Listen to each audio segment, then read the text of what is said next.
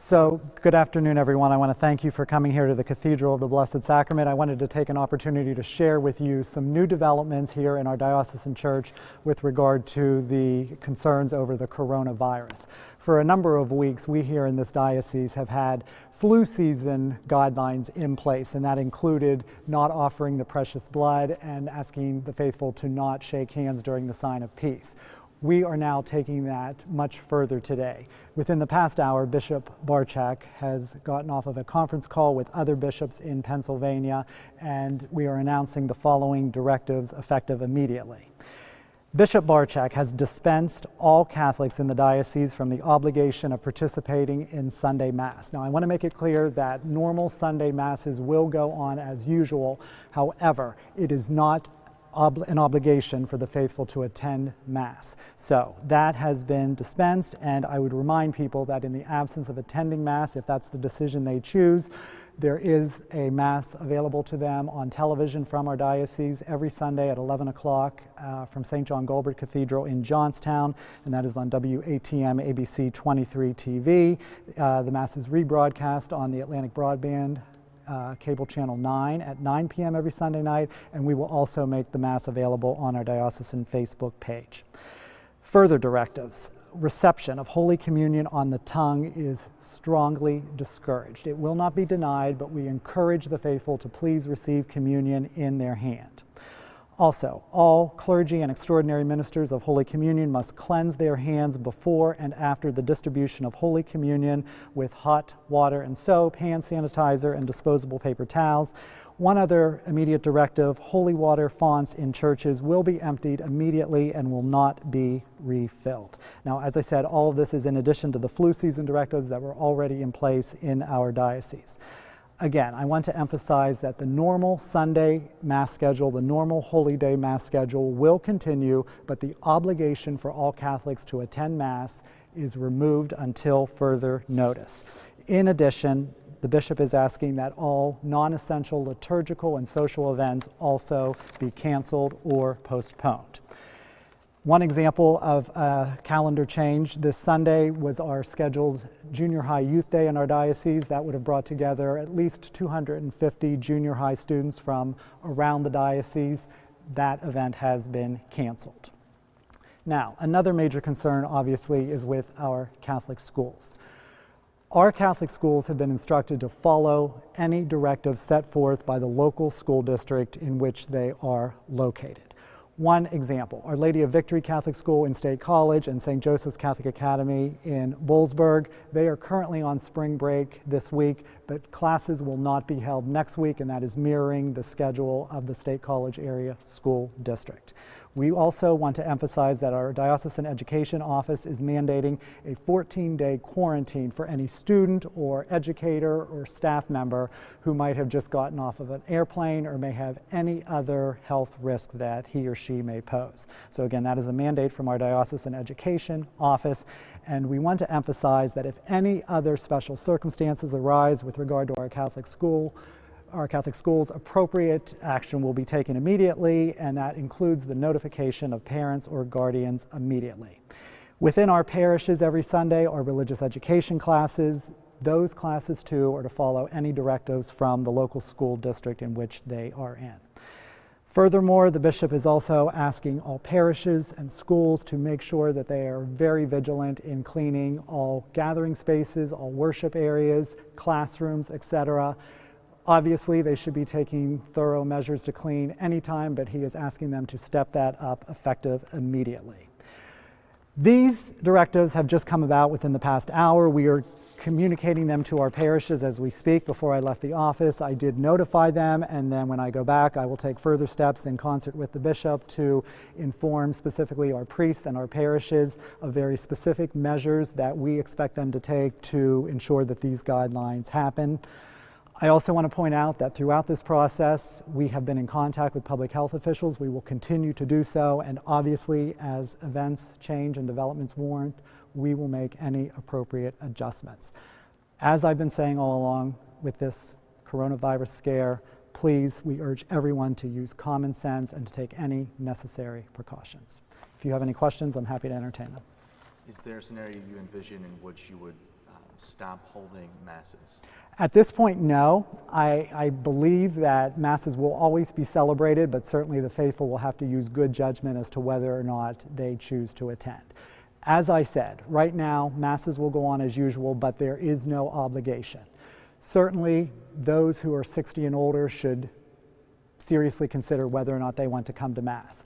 Anyone with any underlying health conditions should seriously consider whether or not they want to come to Mass. For those who are younger and healthier, if they want to come, they are most welcome.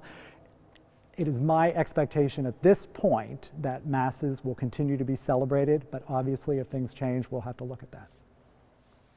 And like I had mentioned, Tony, I'm seeing that the Pittsburgh Catholic Diocese is asking parishes to make their Lenten fish fries takeout only because of the coronavirus. Can you just talk about that and if it's not relevant? Well, you bring up a very important point because we know that fish fries are important to many people and certainly they are a key component to life at many of our parishes.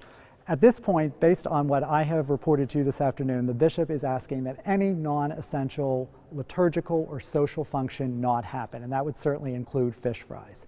So we anticipate this afternoon when I go back to the office this evening, we will be communicating more specifically with pastors about the proper procedures to take, but at this point I think it is safe to say that there will be no more fish fries for the time being. Would this change the hours of operation for offices like what you work in? No, at this time our office will continue to function as normal. Maybe some common sense tips for parishioners that decide to come to Mass, ways to maybe distance themselves or... Absolutely, an excellent question. I've been saying all along throughout the coronavirus, if you come to Mass, you're most welcome, but use common sense. And that would include something that I think should be very common to everyone. We are saying that during the sign of peace, do not shake hands. However, I noticed that as people are entering Mass, as they are leaving Mass, they are often extending their hand to their pastor, to fellow parishioners. That's wonderful, but now is not the time to do that. So while we cannot mandate that someone not shake someone's hand, I am strongly encouraging people to not extend your hand when you are at Mass to anyone, and that includes your priest. No one is going to be offended. You also brought up the subject of social distancing. We're hearing a lot about that through this process. When you're at Mass, it is not necessary. If there's ample seating, try to spread out. There's no need to cram into a pew area. Try to keep a respectful distance. And most importantly, if you are sick, if you even feel slightly under the weather, please stay home. That is common sense. That should be the given any time of year at our churches. If you are sick, anytime, you are never obligated to attend Mass. So if you're not feeling well, please stay home from church. If you have a child in one of our schools and he or she is sick or under the weather, please do not send him or her to school. These are basic common sense practices that we should be employing all along, but now more than ever, these are essential. And obviously there will, when we come closer to Easter, there will be a decision about the services and festivities with that based on assessing what the coronavirus is like at that time. Right? At this point, I have every reason to believe that Easter Mass will go on as usual, but it is very likely that the obligation will still be waived. I'm not a doctor, but from what I've been reading about this coronavirus, it looks like the threat is probably going to be with us for a while. Easter is about a month away, so I would be very surprised if the threat has completely vanished by Easter. So yes, these directives are in effect until further notice, and that would include Easter. So at this point, unless something changes, the obligation to attend Mass at Easter is waived. Was this solely a decision made within the diocese, or have you had individuals reach out to you with concerns for attending? Was that a part of it? Surprisingly, no. I have not really heard from a lot of the faithful. And hopefully the reason is because they're using their own common sense. You know, if they felt it was not prudent for them to come to Mass because of their age or a health condition, hopefully, you know, they knew. I've been saying all along for the past several weeks, you know, if you can't come, you can't come. That is acceptable. So no one has really been asking us about this, but certainly it's been on the mind of Bishop Barczak.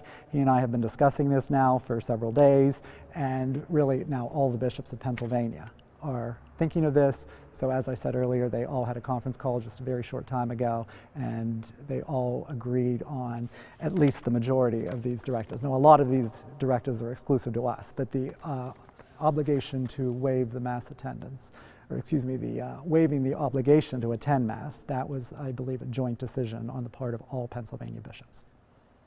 Has this type of decision, is this unprecedented for this diocese and for the churches, Catholic churches in Altoona or in the state? Another good question. I hesitate to use the word unprecedented, but I've never known anything like this. It is highly unusual to waive the Mass obligation. As I said, it's very standard. If you are sick, you were not required to attend Mass, but to just waive the obligation in the way that the bishop has done so, I would classify it as extraordinary. I think last question, with people not coming here, so they won't be able to tithe or give their offerings, but they would be able to do that online. Absolutely, there are opportunities to give online, but first and foremost right now is the health and well-being of everyone.